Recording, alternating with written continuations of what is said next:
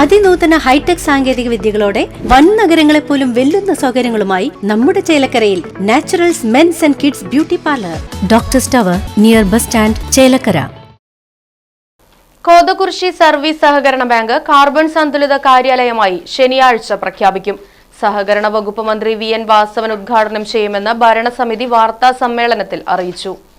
30 kilowatt solar power plant സ്ഥാപിച്ചുകൊണ്ടാണ് Kothakurissi service സഹകരണ bank carbon സന്തുലിതമാകുന്നത്.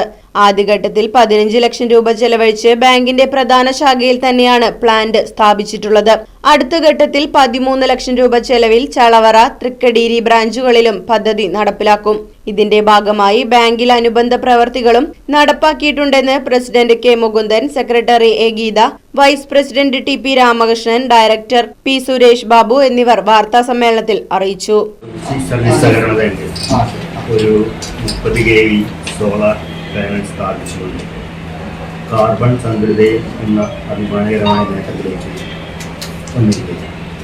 അതിൻ്റെ ഔപചാരികമായ ഉദ്ഘാടനം, കാർബൺ സന്തുലിത കാര്യാലയം എന്ന ഉദ്ഘാടനം നമ്മുടെ വി.എൻ. വാസവൻ, നമ്മുടെ സഹകരണ വകുപ്പ് മന്ത്രി,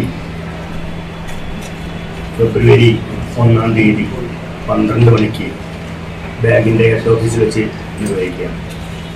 റൈറ്റ് വിഷൻ ന്യൂസ്, ഒറ്റപ്പാലം.